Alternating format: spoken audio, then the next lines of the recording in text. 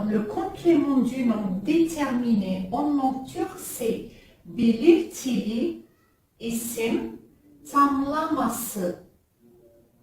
Dans le déterminé, on va parler d'une chose qui est précise, d'une chose qu'on connaît, comme par exemple la porte de la maison, d'une maison qu'on connaît, qui est précise, qu'on pointe du doigt. Au contraire du complément du nom indéterminé, qui est le belirtisiz isim tamlaması, ici, on va parler d'une chose en général, comme par exemple une porte de maison, de n'importe quelle maison, d'une maison qu'on ne connaît pas, qui n'est pas précise, à l'encontre du complément du nom déterminé. Alors, on va commencer avec notre premier type. Ici, la règle à retenir, c'est le nom, le premier nom, suivi du N si le nom se termine par une voyelle. Ensuite, on rajoute ou bien IN, ou bien EN, ou bien UN, ou bien ON.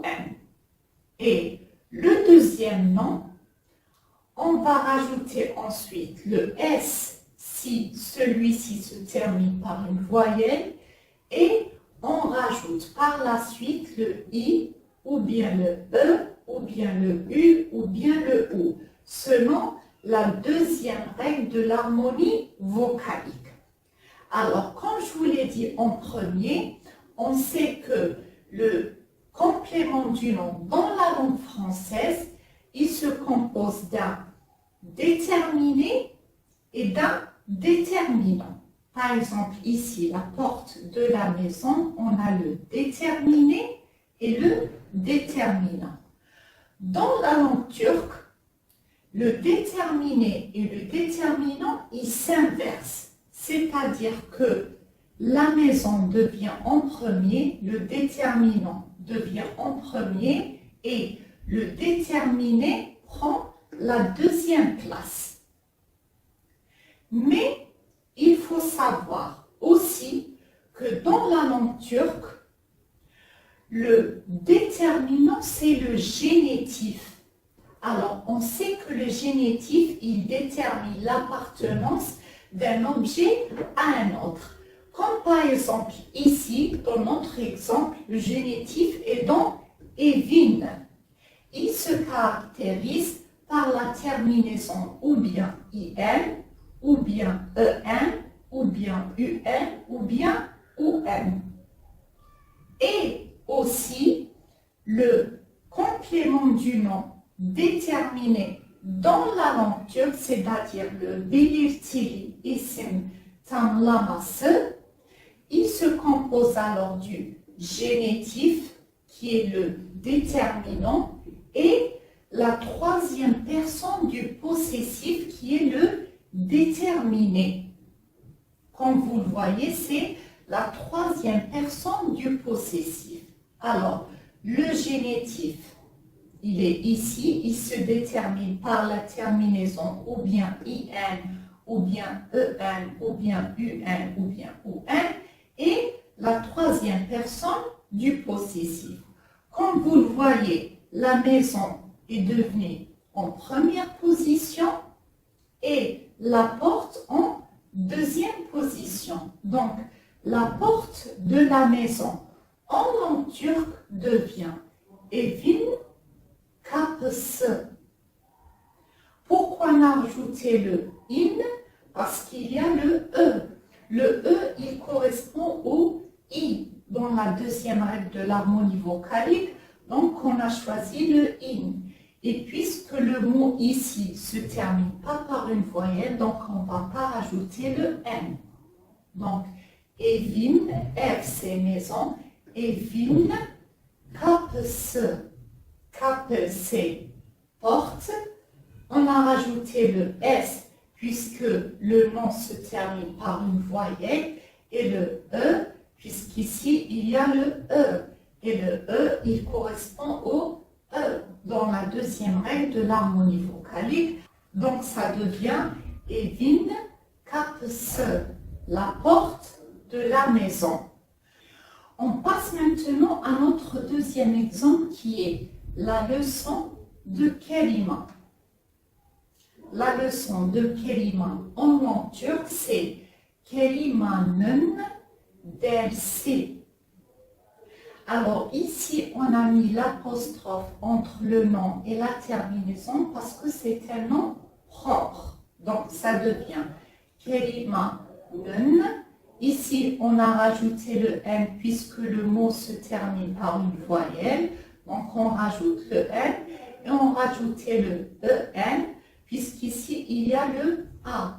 Le A, il correspond au E dans la deuxième règle de l'harmonie vocalique. Donc ça devient kelimanın dersi.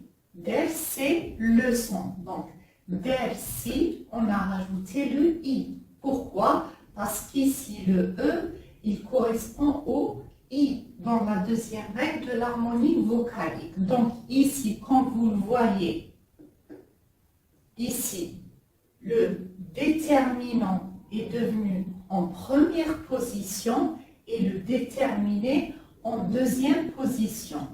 Donc, les deux mots se sont inversés dans la langue turque. Kelime est devenu en première position et le son dans la deuxième position. Le génitif est la troisième personne du possessif. On passe maintenant à notre troisième exemple qui est la maison de Merve. Alors Merve, c'est un prénom ici en Turquie qui est utilisé pour les filles.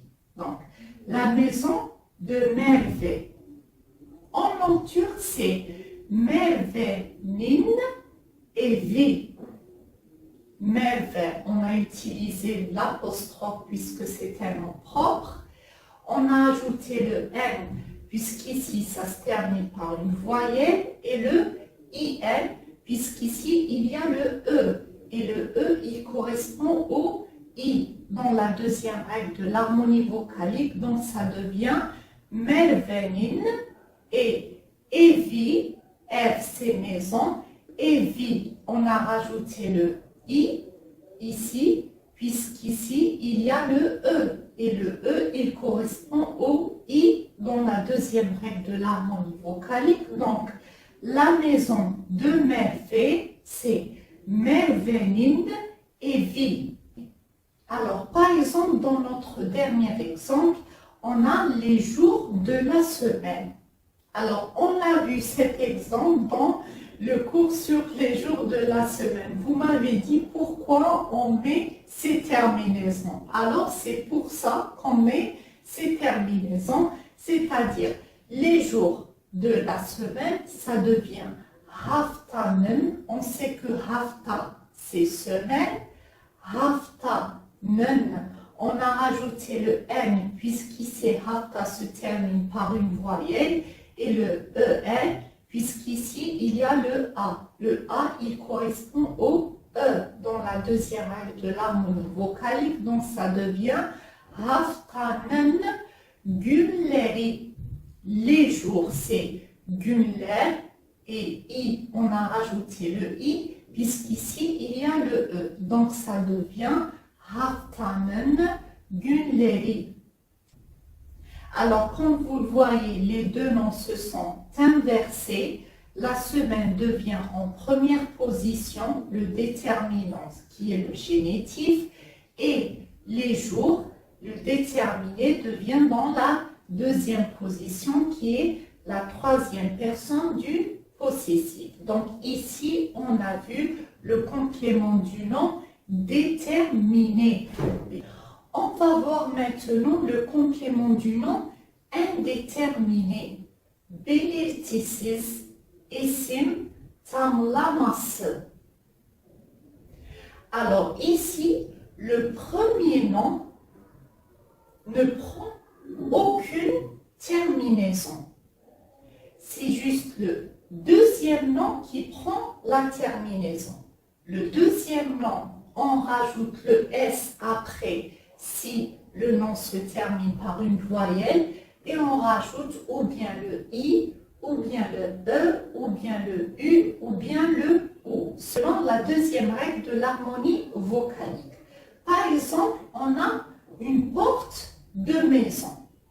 Ici, on parle d'une maison qu'on ne connaît pas, une porte d'une maison qui n'est pas précise. Donc, c'est indéterminé. En langue turque, ça devient ev kapısı.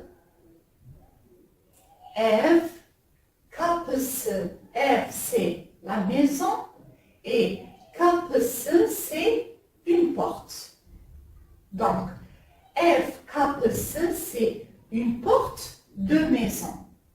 Donc, ici, c'est une maison qu'on ne connaît pas, qui est en général, une maison en général, donc ça devient ev kapısı. Toujours, il y a les deux noms qui sont inversés de position. La maison devient en première position ev et porte devient en deuxième position. Toujours. Mais dans la langue turque, ici, le deuxième nom, c'est juste le deuxième nom qui va prendre la terminaison. Le premier nom reste pareil. Il ne prend pas de terminaison. Par exemple, restaurant de poisson. Ici, on parle d'un restaurant quelconque de poisson. On n'a pas déterminé un restaurant précis. Restaurant de poisson. Donc, en langue turque, ça devient balık lokantası. Balık, c'est poisson. Lokanta, c'est restaurant. Donc, balık lokantası, c'est restaurant de poisson. On parle de choses générales. Les ustensiles de cuisine, on l'a vu dans un cours précédent. Ici, on parle d'une cuisine en général, de cuisine en général. On ne parle pas d'une cuisine précise. Les ustensiles de cuisine. Donc, mutfak, ça reste la même. Elle prend pas, le premier nom ne prend pas de terminaison. Et aletleri, c'est les ustensiles. Mutfak, aletleri. On a rajouté le I, puisqu'ici, il y a le E. Le E, il correspond au I dans la deuxième règle de l'harmonie vocalique. Et dans le kanta, on a rajouté le S, puisque le nom se termine par une voyelle. Donc, par exemple, directeur d'école. De façon générale, on dit ça de façon générale. Directeur d'école, c'est okul müdürü. Le nom okul ne prend pas de terminaison, c'est juste müdürü qui prend la terminaison U. Pourquoi? Parce qu'il y a le U. Le U correspond au U dans la deuxième règle de l'harmonie vocalique. Donc ça devient okul müdürü. C'est quelque chose de général. Donc, dans le complément du nom indéterminé dans la langue turque, c'est juste le deuxième nom qui va prendre la terminaison. Toujours, les mots sont inversés par rapport à la langue française, mais c'est juste le deuxième mot qui va prendre la terminaison.